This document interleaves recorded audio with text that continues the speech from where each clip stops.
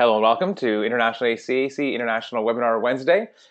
And this session today is going to be talking to you about an important topic while as an organization that is focusing on and providing opportunities for students all over the world. We're looking at introducing and reminding and introducing folks to talk a little bit about Korean universities, and we have fantastic panelists. So I'll take a moment to introduce those panelists. But before I do that, I will remind folks that this is a webinar environment, so we will be pausing it a few times to take a poll and listen to you. We will have some time at the end to take some questions. So if you do have questions that come up, be sure to jot them down. But we have a lot of information to get through, and so we're going to try to move through as much as we can and try to take about 45 minutes or so time total. So we do leave 10, 15 minutes at the top of the hour to take questions. But it is now 8 a.m. in Shanghai, 7 p.m. in New York, 3 a.m. In Nairobi, and 4 o'clock here in Vancouver. My name is Aaron Anderson with the University of British Columbia. I'll be your moderator, just passing through things along today. But really, who you're here to talk to and learn from is our fantastic panelists. So I'm just going to let them introduce themselves in order that you see themselves on the screen here. Go right ahead, folks. I'm Lucian Giordano. I'm out here in Suzhou right now with Dulwich College Suzhou, but I'm representing Dulwich College International.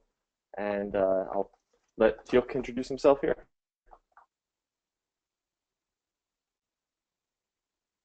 We have some technical problem there. Well, we're also joined by Hyuk, who's in Suzhou as well, at Suzhou Singapore International School, and I guess he'll be fixing his glitch over there. And Daishik, want to introduce yourself? Hi everyone. Yeah, I'm working as a Global Leadership Division. Yeah, it was founded 2 years ago. Yeah, recruiting international students and overseas Korean students. Yeah, it's a special education unit. Yeah, focusing on the overseas Korean students and international students. Yeah, thank you. And I'm Lindsay Kale, here in Mumbai. I work at the American School of Bombay. Excellent. So we've got a good panelist here, and we know that we have people joining us, participating as the attendees and participants in this webinar from a variety of places around the world. So as I mentioned, there is going to be a level of interaction in today's webinar. So this first off is going to start with our traditional question of, from what region of the world are you joining us in? So I'm going to try launching a poll here. Here we are. And now you have a chance. Please go right ahead and record where you're joining us from. I have a sense that based on the time zones and the topics, we're probably going to see a variety of responses here. All right, looks like most people have now answered. I'm going to close the poll and share the results. There we are. As you see here, looks like about almost 3/4 of folks are from Asia and Oceania.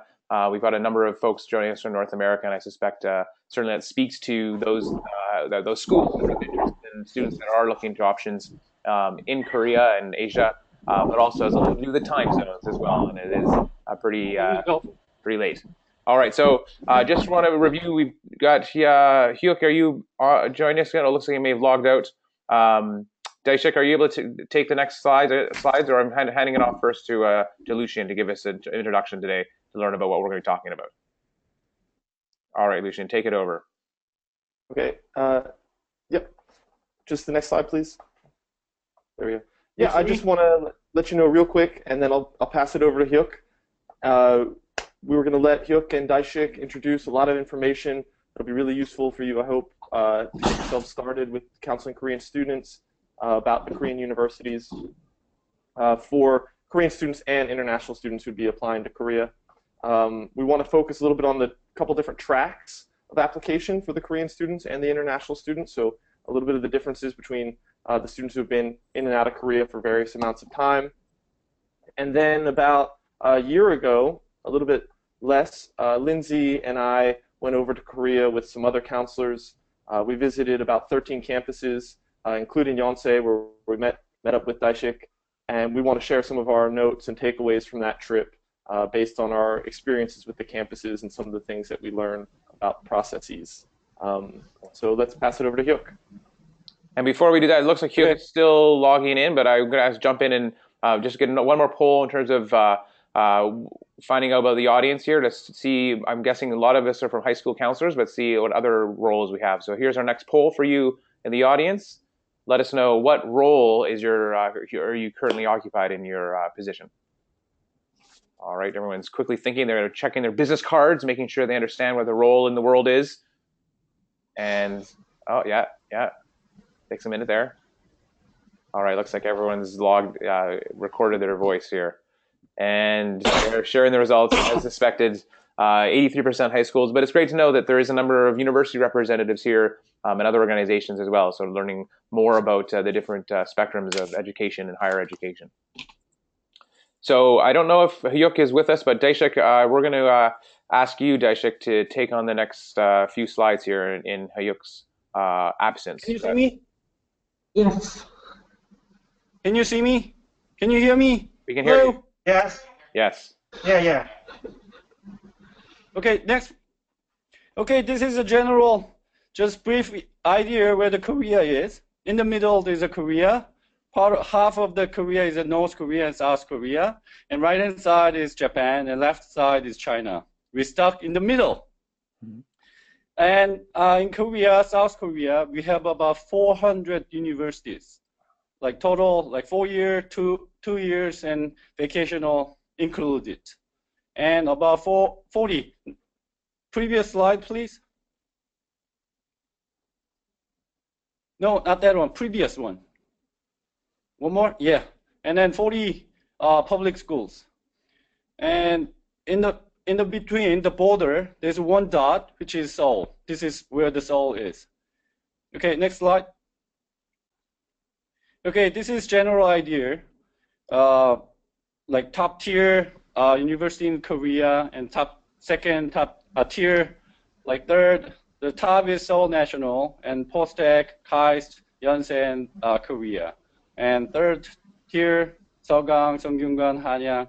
But there's about like 30 universities. But funny thing is about 20 universities are located in Seoul. Next. This is a Seoul, like how look like. But in the middle, there's a river. North, dividing by the river, North Seoul is, we call north of Seoul.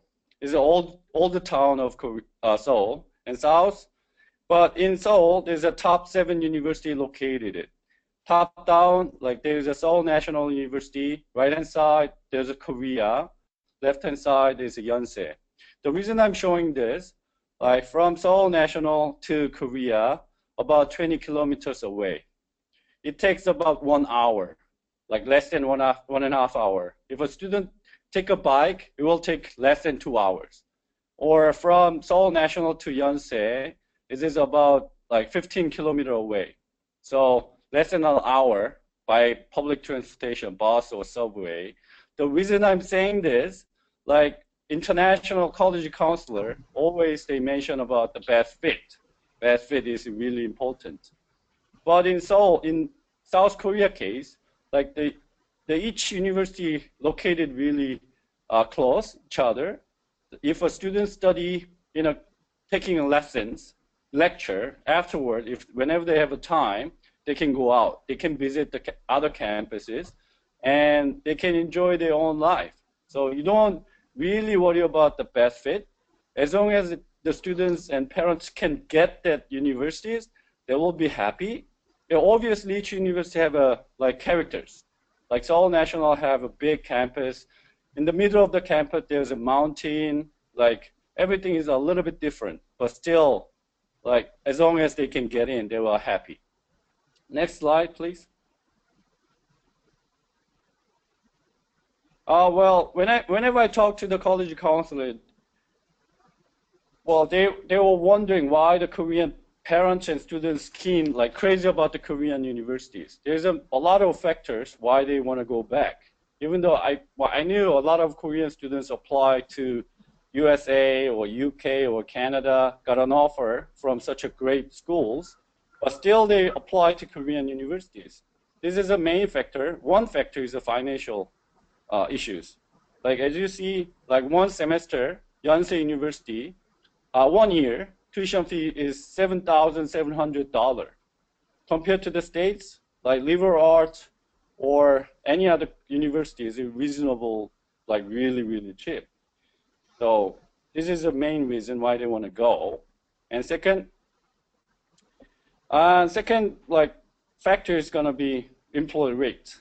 Like 20 years ago, like when Korea was developing, English was really, really crucial skills to get a job. So the major companies like want to hire someone who can speak. So everyone wants to go abroad to get a certain level of English. But listen, these days, like Korean education, like university quality is improved, and so many people speak English, and English not a like crucial factor to hire someone. Like more likely, understanding culture, like work together, working ethic, team ethic. This is what they value more. So more and more, the major companies in Korea, like such as Samsung, LG, so on, they prefer the one who study in Korea. So top tier universities, like students have a better chance to get a job. Okay, next. Teshik, Mr. Jung. Yeah, okay. Yeah. I'm just going to jump in one sec, folks. I just wanted to. As you know, yeah. Can I just jump in 1 minute, folks? I just wanted to mention that a couple of people have been asking about if the slides will be available. We will post the slides and the recording on internationalacac.org. So don't feel that you need to completely write all these notes furiously. These slides will be available for access on our website. Go ahead. Yeah, as you know, yeah, universities in Japan, yeah, start their semester in April. Yeah. And Korean universities start their academic year in March every year. So Korean domestic students, as most of overseas Korean students enter into in March, except foreign students and overseas Korean students who have completed all the 12 years pre-university education. They can enter into on September. Also, Korean government determine the total number of acceptance for domestic students. Yeah, in case of Yonsei University, 3,431.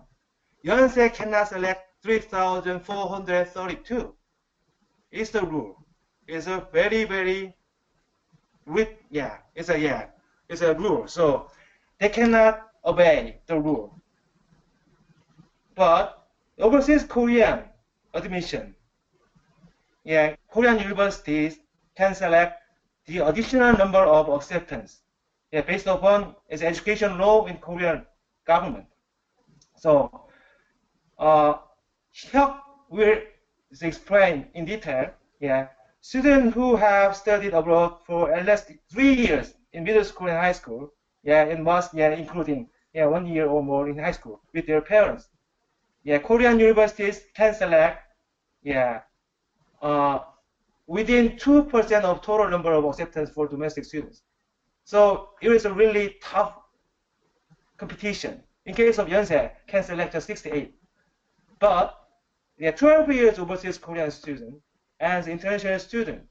In case of that, Korean universities can select as many as they want. Yeah, it's difference.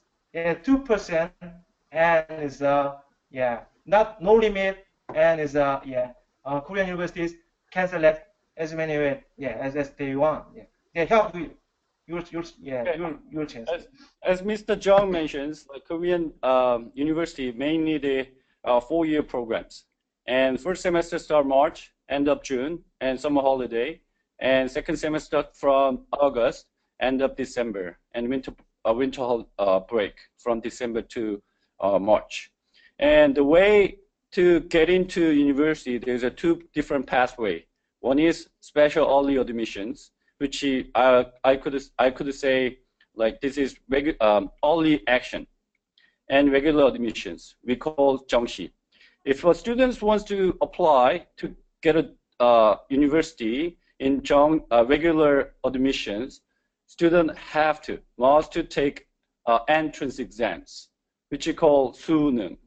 It's more likely SAT or Gaokao in China.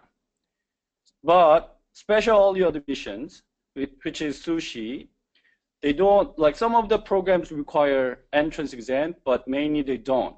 So students from July to October, students apply.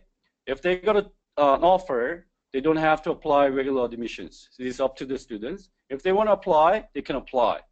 But special early admissions, this is the main our students' targets, the way to get a university in Korea. So students can apply 6 applications. This is totally all Korean students who study abroad or study in Korea. The next slide, I will give you more details. Please, next. Yes. So SEA, special early admissions, which is 수능. Under the SEA, there's a 5 different pathway, which is 2% and merit basis. Basically, all the students can apply except 2%. This is a special way. A student who study abroad from 3 to 11 or 12 years, they can apply that track. If a student study 1 year abroad or like study in Korea, they cannot apply. So maybe your students, my students, may need targeting applying to 2% track. So I will give you why we call 2% later on. And international students, like who has a foreign passport and parents, all foreigners, they can apply whatever they want. No limitation, no expectation. So let me explain you why 2%. So each university have a quota. Like for instance, Konkuk, left-hand side top is green logo is a Konkuk University. So government allow Konkuk University accept 3,000 students per year. They cannot admit it 3,001, not even one, only 3,000. This is period. But they can accept 2% more out of 3,000, which is 60. You can see all the red number, which is 2%. So a student who overseas from 3 to 11, they're applying that track. The number is quite big, but Mr. John will explain you why it's really hard. Okay, next slide. Okay, Mr. John, hand over. Yeah, this is a Yonsei University case. Yeah, last year, Yonsei University can select just 68 students in Seoul campus. Yeah, you can see is according to college, it's a number of to be admitted. Yeah, in case of College of Liberal Arts, and so you can see College of Engineering, Yonsei can select just 9 students. And next slide.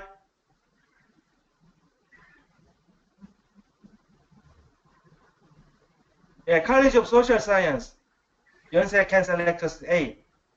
Also, top excellent overseas Korean student want to apply for the College of Medicine. Yeah, in case of pre-medicine, Yonsei can select just 2 students. Next.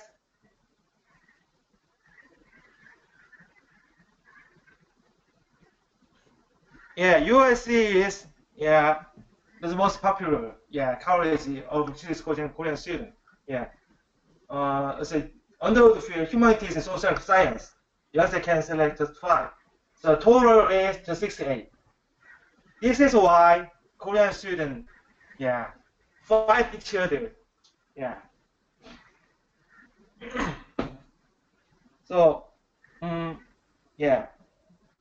I will explain that evaluation process change admissions for overseas Korean students. Yeah, it's not as a 12-year student. Yeah, between 3 years and 11 years. Yeah, before 2004. Yeah, as you know, in Korea, it's Confucius. Yeah, its Oriental tradition is very strong. So, countries based upon the Oriental Confucius tradition. Yeah, emphasizes written exam. So in case of overseas Koreans, they cannot take is a government exam for domestic students, but every university made their own written exams. In case of Yonsei, before 2004, all applicants take Korean language test, English test, math test, as a foreign language essay test. After 2004, Yonsei accepted holistic review approach, partly, but most of overseas Korean students can be selected by using written test. But as a little bit is educational environment changing after 2004. Including Yonsei, most of strong university in Seoul founded English-only education unit. Ewha Scranton College, Korea University Division of International Students, excuse me, Hanyang also they founded. UIC was founded by Yonsei University in 2006. So Korean University want to recruit Korean students graduate from overseas high school. So they prepare holistic review to evaluate applicants from overseas high school.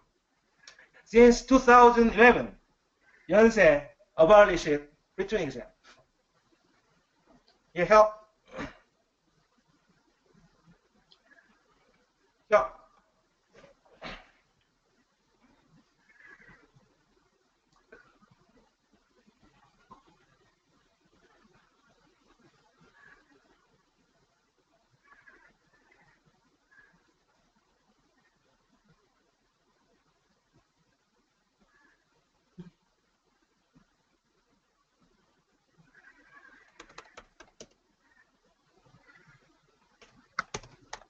Can you hear me? Can you hear me? Yes, are you there? We can hear you. Yeah. Go ahead. Are you on this? We're I will- talking a little more about admissions and the document reviews. Okay.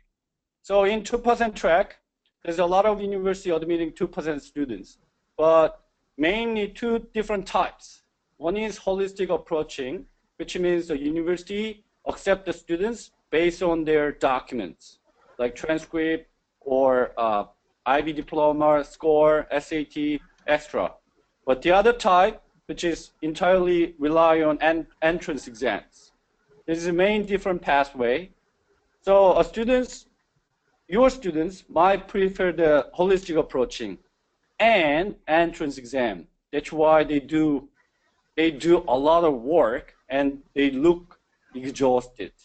Schoolwork, really work hard and go home and work extra thing for entrance exams. So, like for instance, Yonsei, this is main university who accept the students by document review, only document review and interview. And Korea and SKKU, first of all, they do document exams, document review, and then they require math or interview later on. It depends on the major. But in the bottom, Seoul National University, they don't accept no longer 2%. Only they accept 12-year plus applicants. But students between from 1 to 11, they can apply to Seoul National University by sushi, like early admission, not 2%, different track, but really, really hard. The reason I'm saying hard, like Seoul National University can admit 3,200 students. But in Korea, we have about 4,000 high school. Each high school, top number 1, some of the students cannot get in Seoul National University. This is how difficult it is. So let me explain you what the holistic approaching is. Like there's a 6 university, Korea, Yonsei, Seongyungan, Seogang, Hanyang, Jungang. This is a university which accept the students by document review. So student can submit transcript, enrollments, personal statements, LOR, like activities, language, TOEFL, HSK, whatsoever, whatever they can admit it. But each university have limitations. document submit number. For instance, Korea University student can admit 8 documents, and SKKU 15, sometimes become 10. But I can insist, like to go to certain university, Korea, Yonsei, Seongyun관, Seogang, Hanyang, Jungang, transcript is a key factor. If a student have a strong GPA, they have a better chance. Please explain to students, work on a schoolwork, not SAT only or other stuff, if they want to go to such a schools. The next one. So, like entrance exams, I believe there's a lot of Korean students who doesn't really work, come and really tired, doesn't pay attention to schoolwork class, because they are targeting entrance exams, university. They don't care about the transcript. They don't even like accept the letter of recommendation or personal statements, any other documents. They just rely on the entrance exam result. So what they examine, humanity or social science major, they require Korean and English entrance exams. Korean is totally different from IB, more like memorizing the contents, and English is more like TOEFL. So that's why grade 8, grade 7, they go to TOEFL lessons to prepare for entrance exams. And science and engineering major, they require math and English. Math is really tough one. So for instance, our students who are taking IB, math, HL, got 7, they are struggling to preparing Korean math. This is how hard. So entrance exams, the university who accept the students based on entrance exam, they don't care about the transcript. This is the main concerns, I believe. Okay, next. This is a timeline, like the admission started from July. Some of the school end up July 4th and end up July 10th. So it depends on the university. Students have to find out what the deadline is. So document review, Seoul, Seongyungan, 7 university, they have to register online first. And then at the same time, they have to submit the documents, all the documents. And later on, the university will contact the applicants, whether they can have an interview or not. And then end of the August, the university will announce whether they got an offer or denied. But even though they waitlisted, so December, they will announce, the university will announce additional acceptance. So exam a little bit different. So except the 7, like before slides, please. Previous one, yes. So the students who wants to go to university based on the entrance exams, they have to register first, and then attending exams. Later on, the university will contact the applicants whether they can submit the document or not.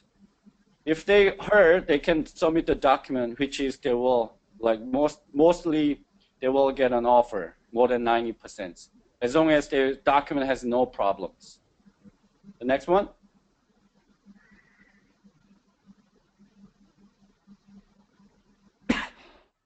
Okay, so I will explain why Yonsei University is accepting the comprehensive review approach. Yeah, in 1977, yeah, almost 40 years ago, yeah, overseas special admission track founded. Yeah, Korean government determined they want to provide children whose parents got dispatched overseas with special opportunity of college entrance since 1977. It's why, yeah, overseas Korean students cannot prepare, yeah, entrance exam administered by Korean government. Yeah, this is a little bit, yeah, it's some of privilege for overseas Korean students. Also, Korean university doesn't have competence of reading transcripts all over the world secondary education institutions. So Korean university made their own written test for college education in Korea. But the problem of the written test is that it don't have any relation to the curriculum of overseas high schools. That's why overseas Korean students must go private education academy after the school. So Yonsei adopted comprehensive review approach. Yeah, most of international students graduate went to the university in U.S. and U.K. because they don't want to prepare the written exam, administered by Korean universities. After adopting comprehensive review, overseas Korean student, 2% admission, Yonsei selected the most excellent student, comparing to domestic students. Their GPA is really good. So Yonsei is really satisfied with this comprehensive review approach. Next slide. Well, thank you, Daeshek and Hugh. That was a great introduction, and I see how incredibly competitive it is, and that certainly I think we've all had some Korean students in our classes that even at University of British Columbia, Korean students are very motivated, and with the history and the culture of that entrance exam, I can see why. So thank you for giving us some introduction. Now I believe we're going to hear from our high school side and talk a little about the notes that Lindsay and Lucien had when they visited some university campuses. So Lindsay, I think you're going to take it from here. Thanks, guys. As Lucien said, last February we had a chance to visit Korea and go to, I think it was 8 of the top universities in Korea. And for me, it was a really enlightening experience. I had always thought that this process was so complicated, and going to the universities and sitting down and talking to the representatives there really shed light on this process and made me realize that it's one that we can help our Korean students with, and we can help them be successful in their admissions to Korea. As we talked about, one of the most important things to begin with is to figure out what year is your student. Are they a 12-year student? Are they a 3-year overseas student? Or would they qualify as a domestic student? I know last year one of my students had lived abroad, I think for 12 years of his life, but for one semester during 3rd grade, he had moved back to Korea. And so determining does he fit within that or not, it was something that was really important for us to do. And something that I found when we talked to the admissions office, all of them mentioned, please just pick up the phone and call us. So the staff, and I think it's very good for you guys to know, the staff of the Korean universities are very welcome to phone calls and to talking with counselors. In fact, they said we hear so many times from moms, and we'd love to hear from the counselors more. So just a push to our community to make sure to reach out if you do have questions, because there are people who are really helpful and have the answers out there. I think just to overcap some things that we've already shared is that really that transcript and IB is the most important thing. And I know for me that's been reassuring to our community here in India, that do I have to worry so much about the SAT or the other things going on? No, really focus on academics and IB and make sure that your predicted grades and your classroom grades are as high as they can be. We touched on the 3-year students having 6 applications. The 12-year students have a major advantage in the application process.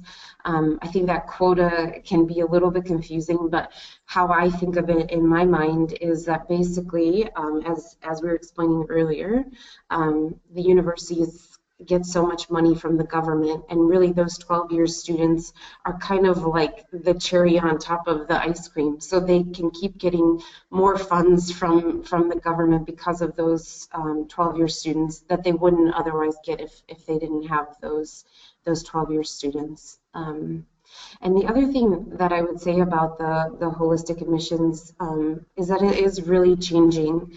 One of the universities that we visited last February they were in the middle of changing their application process and their review process. In fact, our group was the first group to find out one of the changes that they had made. They hadn't released the information to the public yet. And so they were showing it to us for the first time before releasing it in March. We can go to the next slide here, thanks. So we've touched on this, I think, a little bit too, saying like if there's a best fit, it's really looking at the rankings, and that is so contrary to what normally I would advise or what I would say in college advising. But I have seen that, of course, our families are really concerned with these rankings.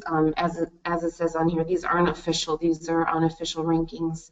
But if you ask any of the parents at your school to write down what are the rankings of Korean universities, it will all look like this list. As a college counselor, I will say, having visited the top 8 of these, that they really do differ in spirit. I would say UA's Women's University, for example, the pride of being female and female empowerment was very impactful going on their campus. So that's something that definitely I would share with families of young women that would be looking at UA. CAU, I got a very strong sense that art and drama is very much a part of their campus and is really a strong spirit on that campus. Hanyang University, I got the sense that engineering and math and looking at those kind of more science routes are really an important thing there. So those are just a few examples, but you can see that even though the ranking is likely to be the #1 thing to Korean families at your school, there is a spirit and there is a culture at the university. So the more that you can do to try to find out about that, I think the better.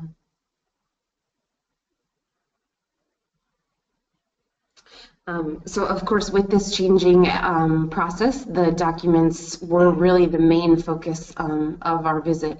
I think all of us in the group had questions from our Korean families. Could we give them the letters of recommendation? Could we give them the transcripts? They needed to get these documents stamped, all of that. And so we were really inquiring and really curious about what do the universities expect from the high schools, and how can we meet the expectations of the universities and the expectations of our families, of course, too. So I know at my school in Mumbai, our policy is that we do not give letters of recommendation to our families. And so that was a big priority for me in this trip, is finding out, is that okay with the Korean universities, and how can I make it work for my families? And absolutely the confirmation was that we could send the letters directly to the universities. And I know, like, for example, Lucian, maybe you want to talk about the stamping process at your school. That's something that you've implemented that I think is really helpful to your community too. Right. Yeah, that was there were a number of myths that I think we were trying to clear up, and Lindsay's touched on them. What we found out, I guess, were myths. And one of the things that we had struggled with for a number of years here is how to handle the chops. So any stamps that come from the embassy or consulate to verify documents.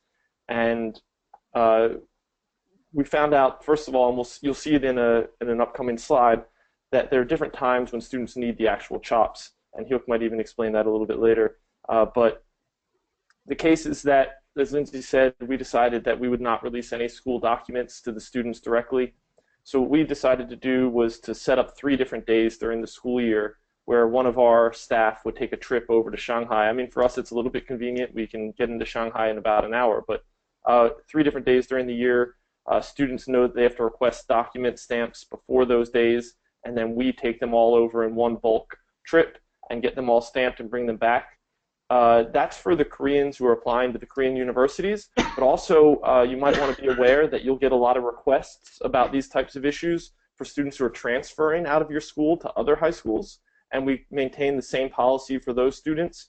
So when a student alerts the school, when a Korean student alerts the school that they're going to be leaving for the next academic year, we advise them of this policy and make sure that they know that they have to request that our school transcript, which will get eventually passed along to the next high school, that would have to be stamped by us at the consulate. So we do have those 3 days. We stick to that absolutely. At first, it was met with a little bit of, I guess, protest, but as soon as we showed that we could do this efficiently and it works out, actually it's really much more convenient for the families. And once we really verified that these are the documents that need to be stamped and here's when they need to be stamped, really everything's gone completely smoothly from then. I think that we even get thanked for it now. So that's been a really impactful decision for our school. I think we can go to the next slide. Is Aaron there? Great. One thing that Lucian mentioned is the stamp. Or Lucian, you want to talk about it? No, you go ahead. Okay, so the stamps, and one thing that was really interesting is that the universities reflected to us that they would want them at different times. So some of the universities said that they would prefer them at the time of enrollment. So after the student has applied and then they've decided that they're going there, it would be okay to send the stuff at that time. Whereas some of the universities said actually we would prefer it at application. So again, anytime that you have a doubt about this, reach out to the university and ask them, because that's something that is important in the process and will be needed at one of 2 times. I think we kind of already talked a lot about what is on here. So this document, hopefully this will be a chart that will be useful for you in the future, so please go ahead and use it. But you'll notice it says as of March 2016, and I think one of the big things with that is to make sure that you are double checking. We're a year out from that, and some of the universities might have changed some of the things on it. So always go to the source and to find the information and double check the information on there. Okay, also while we were visiting in Seoul, we had a chance to visit some international options, which before going in February I hadn't even realized existed, but are great options not only for our Korean students who have lived internationally and want a more international experience when they go back to Korea, or even our international students who are wanting a unique international experience as well. So the global campus is located it's really just outside of Seoul in a new kind of, I would almost call it an education city. So these 4 campuses are all together. So they're 4 separate entities, but then kind of make up one large campus together. So you'll notice that they're very, very small. Right now, George Mason University in Korea has about 230 students. Ghent has about 100. The SUNY has about 385 students, and then the University of Utah is about 125. So together they make up kind of a larger thing, and they do a lot of activities together. They have a lot of shared spaces and that kind of thing. So even though the individual universities are very small, together they make up a larger community. You can kind of see in the other box, they really all have goals to grow and to get a lot bigger. There's definitely more space in their campus that they could grow, and I think that there's even plans to possibly add in some other universities in the future as well.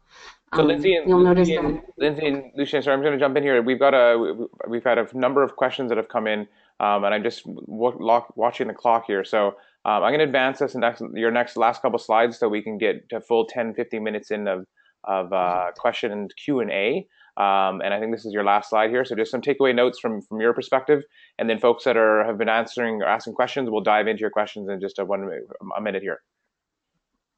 Yeah, so all of the things that we've really covered, so our students who are abroad don't need to focus so much on the Korean exams. Really focusing on their transcript and focusing on the IB is the most important thing. Do pay attention to the dates. They are, sometimes I think with our more type of American calendars, they fall at kind of different times than we're normally thinking about the college process. So stay aware of of the dates, especially when things need to be sent in June and July. If you are on a long holiday at that time, make sure that you either have someone that can send documents in July or to be sending them before you leave for your break then. I think probably most people who are listening know about the military requirement for males in Korea. Most of our students, at least, have done it after their freshman year. And then another thing that relates to the international campuses too, there's really a focus on biotechnology right now. So for example, Ghent is an option for students who want that more international experience within Korea that is focusing on the biotechnology, but just in general, there was a sense that that was an area where more students were wanted. And then I don't know how many of our crowd have been to Korea, but Korea is a very small country. Nothing is very far away, and there are some of the fastest trains in the world that are very affordable. So going all around Korea and traveling all around Korea is possible to the students who are there. All right, thank you, Lucien and Lindsay, for the tour of Korea and some of the campuses there. What I'm going to do before we get into the questions is I'm just going to jump back here to my very first slide where I had everyone's email addresses, because I suspect we may not be able to get through to everyone's question here. There we go. But the most important thing is you do have some great resources here. So I know Daishek and Hyuk would be available for your question and answers, and be sure to email them. So I'm going to just look at the questions here, and as you start typing your questions, we've got a lot of them. I'll just put them out to the panelists and then see who's available to answer them. All right, here, let me expand my screen here. So one question here is about I'm a college counselor from Korea. I've been there for 3 years, and this is the most informative session so far. So it is very great to hear that we're getting some good feedback. And Angela is asking about the GPA. If our school does not use a GPA, will universities calculate it on their own? So if they're using just an IB scale, are some of the Korean universities familiar with the IB scale? Maybe you can answer that. Well, this is really hard to answer. Each university have a different scales, and each university collecting the data from your school. So they have their own scales, each based on your schools. For instance, 2 years ago, my students apply, they submit the transcript, and then they can see how the scales looks like, and then profile giving the idea. So they are not really they are not certain type of the formula they are using it, but still, this is really, really hard. Depends on the universities. Mr. Jung, can you add it more? Lucians? Yeah. Yeah, go ahead, Danny. Yeah, I will, yeah. Okay, so I can explain, yes, by using examples of Yonsei University. Yeah. Okay, I was an admission officer evaluating overseas Korean student. Yeah.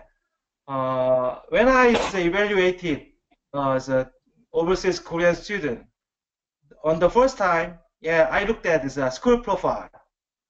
So I checked the evaluation system of high school curriculum. Yeah, some schools using the scale of from 7 to 1. Some schools using the scale of 4.0 or 4.3. Yeah, it doesn't matter. I will check is a GPA distribution. Also, I will check what subjective opened by overseas high schools. The most challengeable classes, yeah, according to the subject. So. Excellent. So it sounds like the best thing to do sounds like is to check with the universities, and it may be different at each one. But another good question here coming from where do we go here? We are asking about Susanna is asking about if the entrance exams. A couple quick questions here. Do students have to travel to Korea for the entrance exams?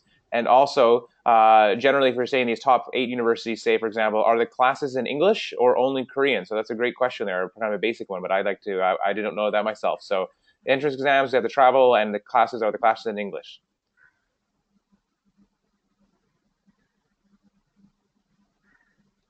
Hugh, do you want to answer that one to start off? Did we lose you there? Daish? Looks like you might be frozen. One thing that I can add to this question is that a lot of the classes are going to be in Korean. Some of the texts are in English. So it was interesting when we were at IWA, they shared that the class would be taught in Korean, but the textbooks that they would use would be in English. And also to add that some of the universities do have tracks in English. So they are especially looking for students like our international students for those tracks, and those tracks are like sharing the data and sharing the numbers. It seemed like those tracks were a little bit easier, even for admissions for our students going into those particular tracks. Well, it depends on the major. Plus, like business and management in Seoul National University, 80% of the lecture taught in English. So they have choices. Students, like for instance, international students, if they have certain level of Korean, they have more choices to take the classes. But like some of the class, like Yonsei Ondod, all lecture taught in English. And Korea International Studies, some of the lecture taught in English. So there's another options for international students. Another good question here is you mentioned about how it's sometimes important to talk to the universities. Jason is asking about, since sometimes the universities don't recruit and they may not be visiting these high schools, it's hard to accumulate contact information. So he was wondering if there's a way is there a list available anywhere, a calendar or a list of contact information at the universities, or perhaps even would one of you that's on the panelists today be able to be a good resource for contacting other universities that are not your own? I think we can help share some contacts, but also I'd say that the Korean universities are certainly getting out there a lot more. I follow Daishik's travels around the globe over the last couple of years, and I see that he's been in Brazil and Europe and here and there, perhaps coming up soon.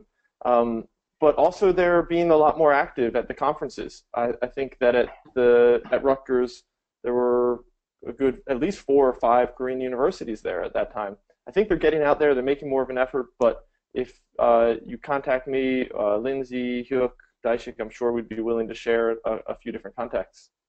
And that's another good reminder that our International ACAC website has the member directory. And so all of you as members have access to the membership directory. So if you're ever looking for any university, not just Korean universities, could be a Canadian university such as University of British Columbia or a university anywhere in the world, log into the membership directory and you'll be able to find your contact there. So some general questions about AP and IB, and people just wanted some clarity around, do universities accept AP? And so for looking perhaps at credit and just viewing AP, say, as maybe as advanced than a regular course on a transcript. So if Daishik or Hugh, could you help us out with understanding credit for AP and just how those would look on a transcript? Okay, so yeah, maybe it's 10 years ago, yeah, most of British schools, yeah, used their curriculum as a A-level. Right now, it's most of international schools, yeah, adopted IB. Yeah, some of international schools still use the AP system, but okay, in case of Yonsei University, there is no preference of high school curriculum. So in case of students studying at AP schools, Yonsei look at the AP score in their transcript. So in case of IB schools, Yonsei searches for the IB scores in their transcript. Is that all? Is enough? Anything? I think that helps. Anything that Lucien or Lindsay you want to add from? I'm guessing that your schools have some advanced curriculums. Anything from your experience from being at American schools? Yeah, I would just say is touching on this, but in general that and I think Daishik and Lindsay touched on it as well, is that the universities in Korea, when they say holistic review, when they're looking at document review, holistic review, they really mean it. I mean, they have records on all of our schools. We've showed up there, and there are a few universities who are printing out all the records from every student who'd ever apply. It was kind of at their fingertips. They look at activities, they look at the school profile. So they're really prepared and able to handle anything that comes their way, it seems. So whether it's AP, A level, IB, I'd say that they're really set for making a really holistic and fair review. Interesting question here from Michael asking about, is it true that students can leverage U.S. college acceptances to get admitted to Korean universities? So it sounds like maybe it's one of those rumors out there, but I don't know if Hyuk or Daishik has any truth to this or heard anything about this, about using U.S. college acceptances to kind of influence admission into a top Korean university. Any truth to that?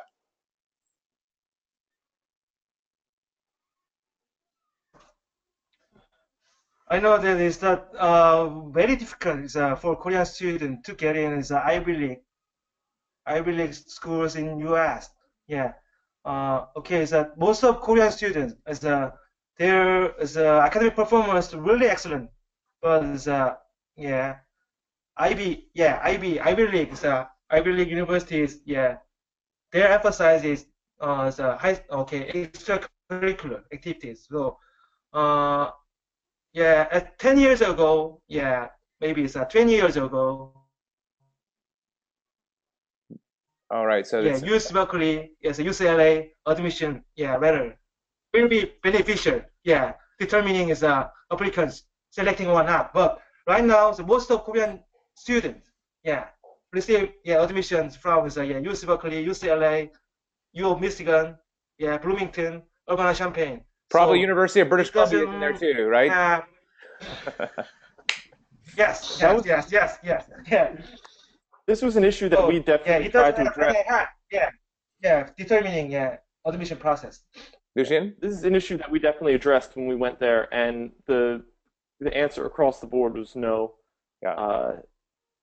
And we've really come back to our school and made that very clear to our families that we will not support applicants who intend to enroll in another school just to leverage that on a Korean application 6 months later. Right.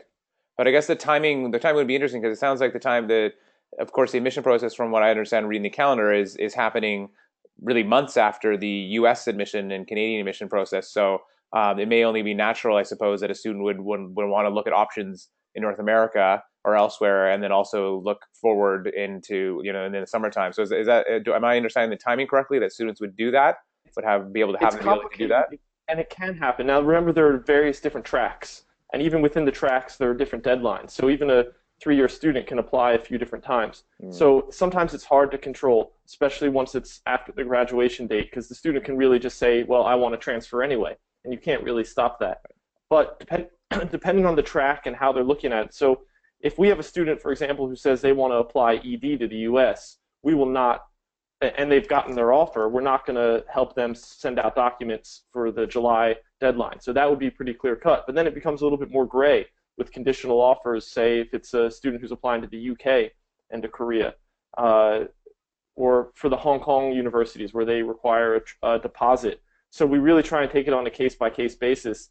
And if there's anything that students indicating to us that I guess it's a little bit about trust too, if the students indicating that their first choice is not a Korean university, then we will really do everything we can to stop that from happening, to make sure that they're not leveraging. And I think by being clear about it up front, we tell our students about this for years, and we used to have problems with it. And once we started being really clear about it, and really after being able to come back and getting this feedback from the universities, it really hasn't become an issue anymore.